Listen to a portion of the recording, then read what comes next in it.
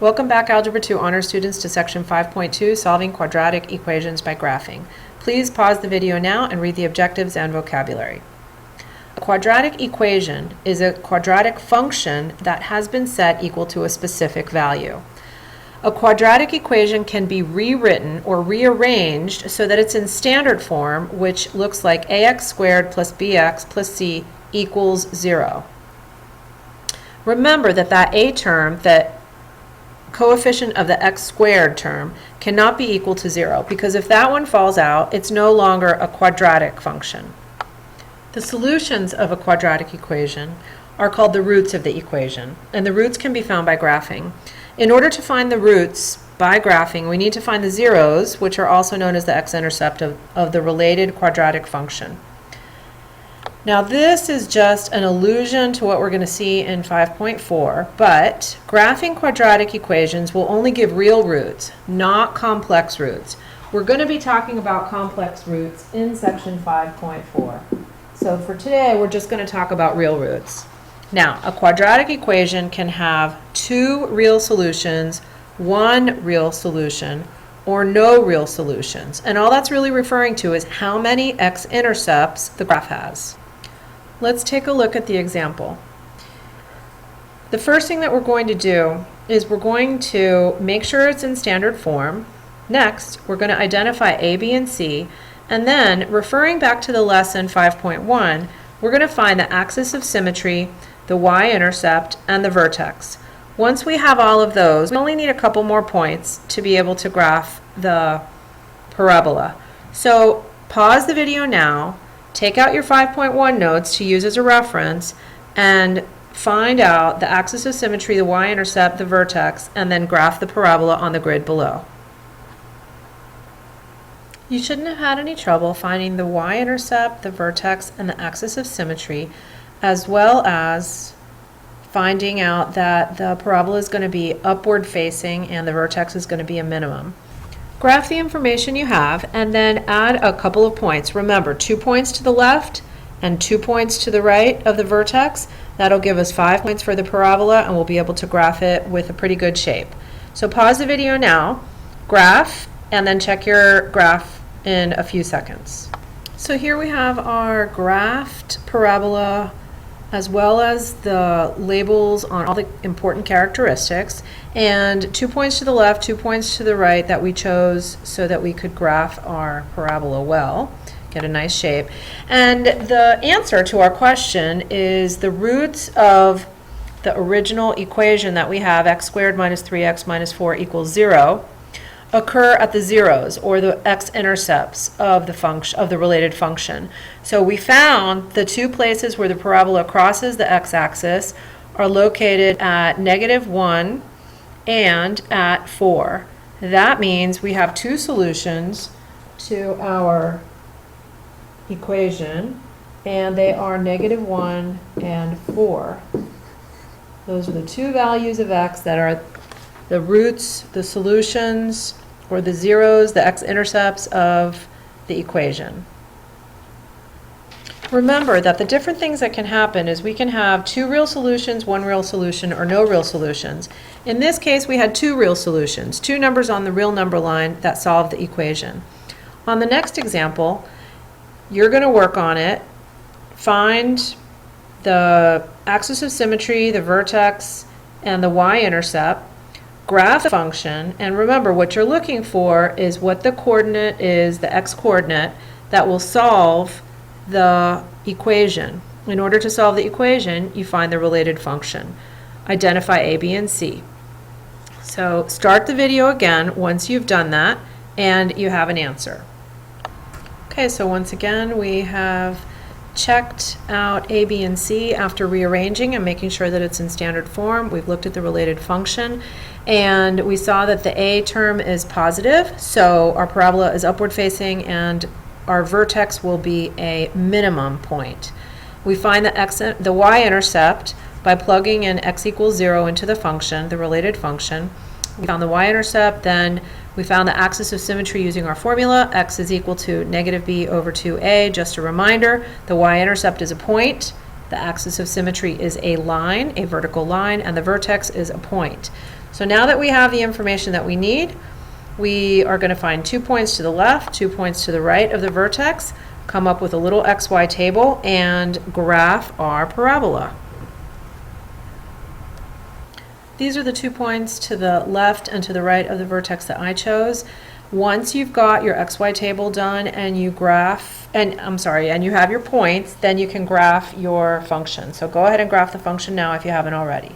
So here we've got our parabola with all of the characteristics labeled, and we can see that there is only one x-intercept. And what that means is that this quadratic equation has exactly one real solution. The reason that there's one real solution and not two solutions like in the previous example is that the parabola intersects the x-axis exactly once, only one time. And that means the solution of the equation is the location of that x-intercept, or x equals 2. Try the next example on the next page, example number 3, by yourself. Remember, start with rearranging, find the related function, identify a, b, and c, find the y-intercept, the axis of symmetry, the vertex, pick 2 points to the left of the vertex, 2 points to the right of the vertex, and determine how many x-intercepts you have. That will be the number of solutions, and then if you have the solution from the graph, write down the solution. So we know that the parabola is going to be upward facing and the vertex will be a minimum, because when we rearranged and we found the related function, we found that a was positive.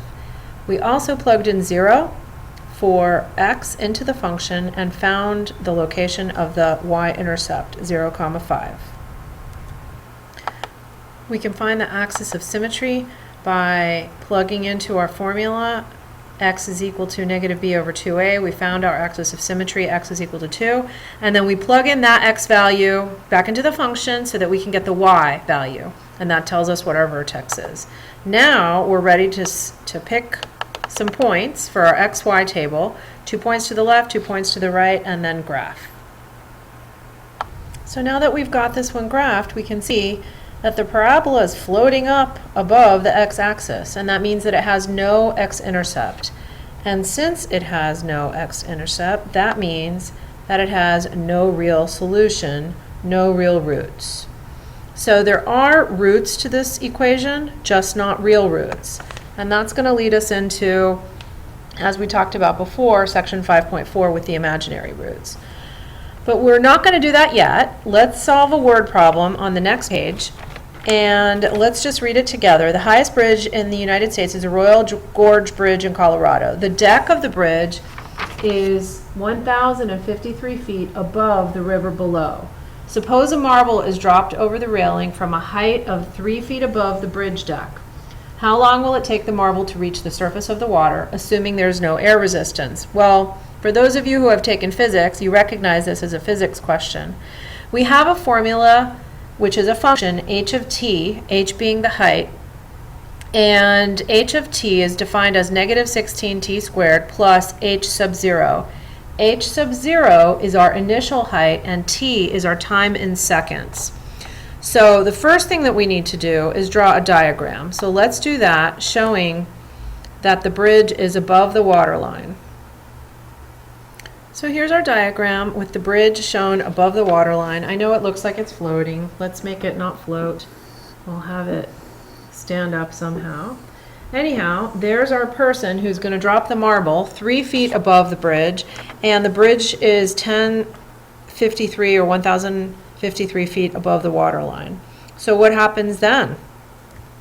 Well, we're going to use our function, and it's defined as h of t is equal to negative 16t squared plus h sub 0, also known as h naught.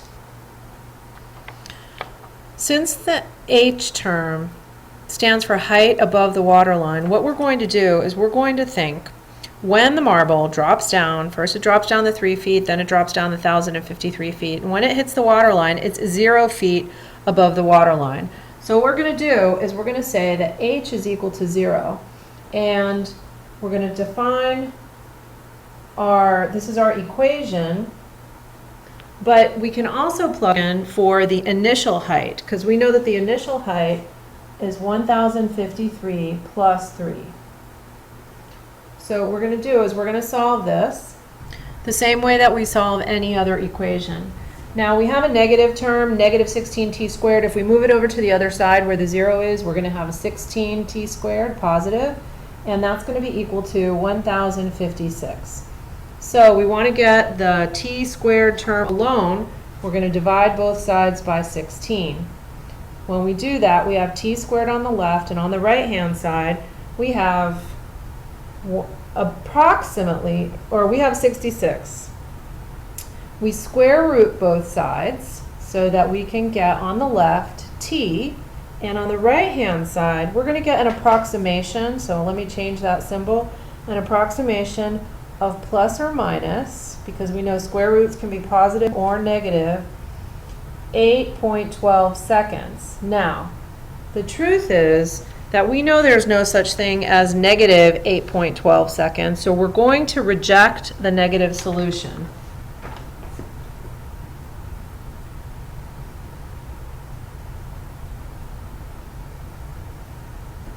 And that means that the answer to our question, what is the how long will it take the marble to reach the surface of the water, assuming there is no air resistance, is approximately 8 seconds.